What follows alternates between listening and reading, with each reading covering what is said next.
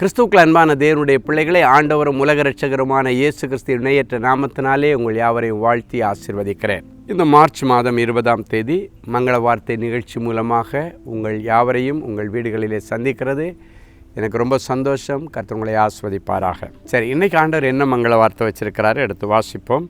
1 ராஜாக்களின் புஸ்தகம் 3ஆம் அதிகாரம் 13வது வசனம் இப்படியாய் சொல்கிறது, நீ கேளாத ஐஸ்வர்யத்தையும் மகிமையையும் உனக்கு தந்தேன்.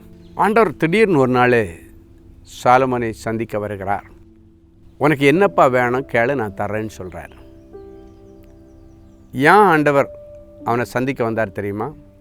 ஆண்டவருக்கு பிரியமான பெரிய ஸ்தோத்திர பலிகளை, நிறைய ஆராதனை பலிகளை திருச்சபை பிரதிஷ்டை நாளிலே, ஆலய பிரதிஷ்டை நாளிலே சாலமோன் கொடுத்தார். அவன் செலுத்தின பலி ஆண்டவருக்கு பிடித்திருந்தது.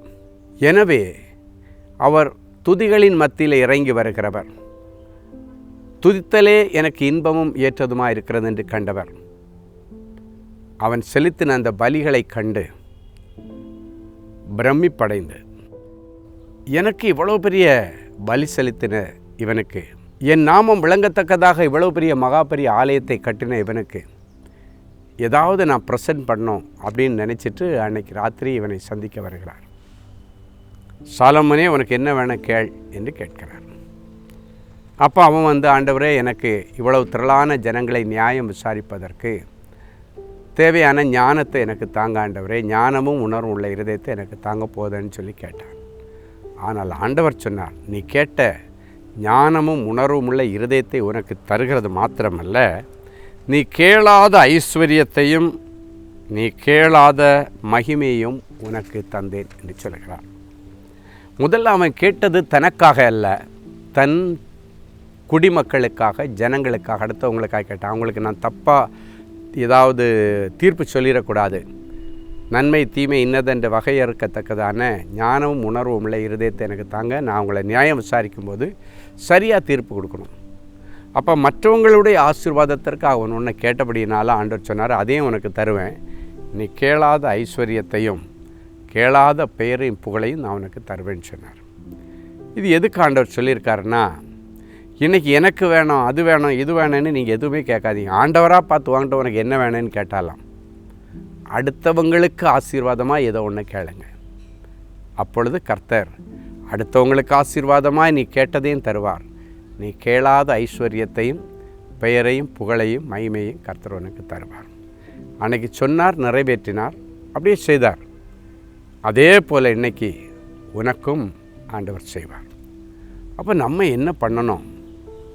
ஆண்டவராக உனக்கு என்ன வேணும்னு கேட்குற அளவுக்கு நம்ம என்ன செய்யணும்னா, முதல்ல ஆண்டவரை நீங்கள் கடனாளியாக மாற்றிடணும். அப்படின்னா ஆண்டவருக்காக நீங்கள் நல்லா கொடுக்கணும். ஆண்டவருக்கு கொடுக்கணுன்னு உடனே நம்ம கண்ணு முன்னால் வர்றது காணிக்க தான் வரும். காணிக்க ஆண்டவருக்கு முக்கியம் அல்ல. நான் எப்போவும் ஊழியத்தில் சொல்லுவேன், காணிக்க ஆண்டவருக்கு முக்கியம் இல்லை. ஆண்டவருக்கு பிடிச்சது என்ன தெரியுமா? வெள்ளியும் பொண்ணு எல்லாம் அவர்கிட்ட இருக்குது. அவர் வானத்துக்கும் பூமிக்கும் சகல அதிகாரத்தை வைத்திருக்கிறவர், வெள்ளியும் பொண்ணையும் கையில் வச்சிருக்கிறார்.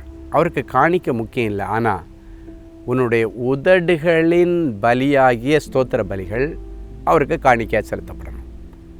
ஆண்டவர் அதில் தான் ரொம்ப பிரியமாக இருக்கிறார். அன்னைக்கு அவன் சாலமோன் ஆண்டவருக்காக பலி செலுத்தினான். இன்றைக்கி நீங்கள் என்ன பலி செலுத்த முடியும்?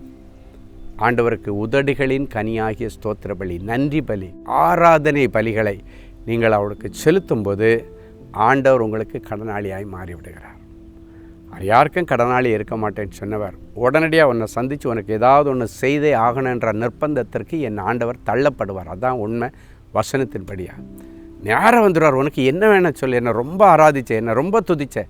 இன்றைக்கி நிறைய பேர் செய்தி நேரத்தில் தான் போகிறீங்க சர்ச்சுக்கு, ஆராதனை நேரத்தில் போகிறதில்ல. ஆண்டவர் சொல்லியிருக்கிறாரு, வாங்குகிறவர்களாய் மாத்திரமல்ல கொடுக்குறவர்களாக இருங்கள். நிறைய பேர் இதை காணிக்கைக்கு தான் பயன்படுத்துகிறீங்க. நீங்கள் காணிக்க கொடுக்குறவங்களா இருக்கணும், ஆண்டவர்கிட்ட வாங்குறவங்களா மட்டும் இருக்கக்கூடாது. இல்லை, அது அதுக்காக மாத்திரம் பயன்படுத்தப்பட்ட வார்த்தை அல்ல. நீங்கள் வாங்குகிறவர்களாக இருக்கக்கூடாது, கொடுக்குறவங்களா இருங்கன்னு எதுக்கு சொல்கிறாங்கன்னா, ஆண்டவருக்கு நன்றி செலுத்துகிறவங்களா இருங்க, கொடுக்குறவங்களா இருங்க, ஆராதனை கொடுக்குறவங்களா இருங்க, துதி ஸ்தோத்திரங்களை கொடுக்குறவங்களா இருங்க. அதுதான் முக்கியம். அதுதான் ஆண்டவர் எதிர்பார்க்க. அதை கொடுத்தீங்கன்னா ஆண்டவர் ஆட்டோமேட்டிக்காக நமக்கு கடனாளியாக மாறிடுவார். நேரம் வந்துடுவார், உனக்கு என்ன மகனே வேணும். அப்போ ஆண்டவர் கேட்கும்போது கூட நீங்கள் உங்களுக்கு எனக்கு இது வேணும், என் பிள்ளைக்கு இது வேணும், அது வேணும்னு கேட்காதீங்க. ஆண்டவரே, இந்த திரளான ஜனங்களுக்கு நான் பிரயோஜனமாக இருக்கேன், எனக்கு ஏதாவது ஒரு வல்லமையோ வரங்களோ இல்லைன்னா எனக்கு ஏதாவது ஒரு நாள் சொல்ல தொழிலோ தந்தீங்கன்னா நானும் ஆசீர்வாதமாக இருந்து இந்த ஜனங்களுக்கும் ஆசீர்வாதமாக இருப்பேன் ஆண்டவரே என்று சொல்லி நீங்கள் கேட்டிங்கன்னா அதையும் தருவார், நீ கேளாத ஐஸ்வர்யத்தையும் தருவார். ஸோ இந்த அழகான பைபிள் ஃபார்முலாவை, இந்த ரகசியத்தை இன்னையிலேருந்து நீங்கள் கடைப்பிடிக்கிறீங்க. சரியா? அன்பான ஆண்டவரே, உமக்கு நன்றி. இயேசுவின் நாமத்தினாலே என் பிள்ளைகளை ஆசீர்வதிக்கிறேன். சாலமோனை பார்த்து உனக்கு என்ன வேணும்னு கேட்டீங்க. இன்றைக்கி என் பிள்ளைகளை பார்த்து, மகனே உனக்கு என்ன வேணும், என்ன வேணும்னு கேட்குறீங்க. மகளே உனக்கு என்ன வேணும்னு கேட்குறீங்க. இப்பொழுதும் என் பிள்ளைகள் உம்மிடத்தில் என்ன கேட்கிறார்களோ, என்ன வேண்டிக் கொள்கிறார்களோ அதை தாராளமாக என் பிள்ளைகளுக்கு தார். அதை தாராளமாக என் பிள்ளைகளுக்கு இவர்கள் நினைத்ததை விட, எதிர்பார்த்ததை விட மிகவும் அதிகமாய் கொடுப்பீராக. இவர்கள் கேட்ட வல்லமையின் வரங்களையும் தாரும். கேளாத ஐஸ்வர்யத்தையும் கேளாத செல்வங்களையும் பெயரையும் புகழையும் தார்.